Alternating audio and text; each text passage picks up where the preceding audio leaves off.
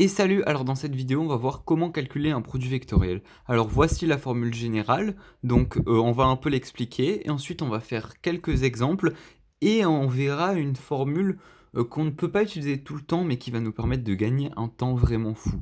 Alors dans un premier temps, on va parler de la formule générale. Alors comment ça fonctionne le produit vectoriel? C'est très simple. En fait, pour calculer donc ce produit vectoriel, donc entre deux vecteurs de dimension 3, quand on a un petit chapeau, donc qui est le produit vectoriel comme ça, on applique tout simplement cette formule. Alors en fait, pour obtenir la première ligne, ce qu'on fait, c'est que on va cacher la première ligne et on va faire b fois c' moins c fois b', donc on va faire une croix comme ça. Ensuite, pour la dernière ligne, ce qu'on va faire, c'est qu'on va cacher la dernière ligne et on va faire a fois b' moins b fois a', donc comme ceci.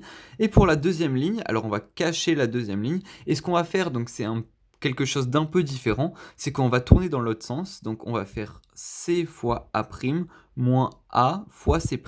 Voilà, comme ceci. Donc pour la première et la dernière ligne, on va faire un gamma, c'est-à-dire qu'on va faire quelque chose comme ceci, donc b fois c' moins c fois b' pour la première ligne, et pareil pour la dernière, mais au-dessus. Et pour celle du milieu, en fait, on va faire un gamma à l'envers, donc on va faire quelque chose comme ça, en quelque sorte. Voilà, donc ça, c'est pour comment retrouver ces formules. Maintenant, je vous propose qu'on voie des exemples, en fait, des exemples concrets, afin que vous puissiez l'utiliser tout le temps, ce produit vectoriel. Alors, en fait, le produit vectoriel, là, à la place de a, b, c et a', b', c', ce qui se passe, c'est qu'on a un chiffre, là, par exemple, on aurait 2, là, on aurait 8, là, on aurait 6, c'est n'importe quoi. Mais en fait, ça, le premier chiffre qu'on a ici, eh ben, il serait selon UX, le deuxième selon UY et le troisième selon UZ. En fait, UX, UY et UZ, on les met pas, mais on sait qu'ils sont là. En gros, on les sous-entend, en quelque sorte. Alors du coup, ce qu'on va faire, c'est qu'on va faire cet exemple. Donc là, qu'est-ce qu'on a? On a 3UX plus 2UY. Alors remarquez, là j'ai mis UX, mais c'est le vecteur de la base. Donc s'il s'appelait I, le vecteur de la base, eh ben on aurait mis I. Rappelez-vous, hein, la base, c'est quand on a par exemple X, Y et Z, comme ceci. Donc là, ce serait UX, la base, là, ce serait UY, et là, ce serait UZ. Mais si on avait appelé ça IJK, là, on aurait selon I, selon J et selon K, en gros. Donc du coup, 3UX plus 2Y vectoriel 3Z. Alors, dans un premier temps, on va poser ces vecteurs en colonne. Donc, on va commencer par le premier, et ensuite, on va faire le deuxième. Alors, 3UX, alors on a UX, UY, UZ, donc 3UX, donc 3, donc UX on le met pas mais on sait qu'il est là, plus 2UY, donc 2 comme ceci, et du coup étant donné qu'il n'y a pas de UZ, on va mettre 0. Voilà, et du coup là, je peux fermer la parenthèse, vectoriel, et là, on va en réouvrir une, donc on a 0UX, 0UY et 3UZ, donc 0UX, 0UY et 3UZ, comme ceci. Et maintenant, on va faire le calcul donc en utilisant cette formule. Donc là, on va calculer dans un premier temps la première ligne, donc on va cacher la première ligne, 2 fois 3 moins 0, donc 2 fois 3 ça fait 6, donc on rentre 6. La dernière ligne, donc 3, donc on cache la dernière ligne et on fait le gamma, 3 fois 0, 0, moins 2 fois 0, ça fait aussi 0. Donc là, on va pouvoir mettre 0. Et la ligne du milieu, on cache la ligne du milieu. 0 fois 0, ça fait 0. Moins 3 fois 3, ça fait 9. Donc là, moins 9, comme ceci. Hein. Attention, le moins, 0 fois 0, moins 3 fois 3. Hein. Donc du coup, on trouve 6, moins 9 et 0. Et ça, on pourrait l'écrire aussi 6UX moins 9UY, comme ceci. On peut très bien, ce sont deux notations qui se valent. Hein.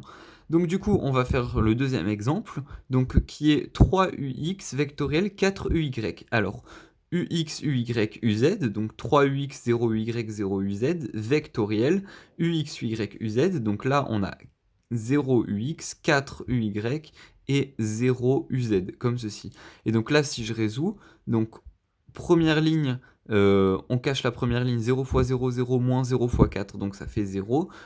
Troisième ligne, ensuite, donc on cache la troisième ligne, 3 fois 4, 3 fois 4 ça fait 12, moins 0 fois 0, donc on trouve 12 comme ceci. Et ligne du milieu, donc on cache la ligne du milieu, on fait le gamma à l'envers, 0 fois 0, 0, moins 3 fois 0, 0. Et donc là on trouve 12 UZ. Mais alors là, remarquez qu'on a fait ça et c'est un peu long. La technique pour aller plus vite et que je vous conseille de faire tout le temps, c'est que vous écrivez UX, UY, UZ, UX comme ceci sur une feuille. Et en fait, ce que vous faites, c'est que là, vous voyez, il y a 3 UX et 4 UY. Donc, qu'est-ce qu'on fait? On va du sens UX vers UY. On a UX, ensuite on a UY. Donc, on a UX, ensuite on a UY. Donc, à la fin, on trouvera UZ, comme ceci, quelque chose selon UZ. Et là, on fait simplement 3 fois 4, donc on trouve 12, et on met le UZ. Donc en effet, on trouve bien 12 UZ. Alors je vous propose d'essayer cette technique avec ce calcul-là. 3UX vectoriel 2UZ. Alors UX, il est là. Donc 3UX vectoriel 2UZ. Donc on part de UX pour arriver à UZ. Donc on part de UX pour arriver à UZ. Donc ça nous donne, hop, ça nous donnera quelque chose en UY.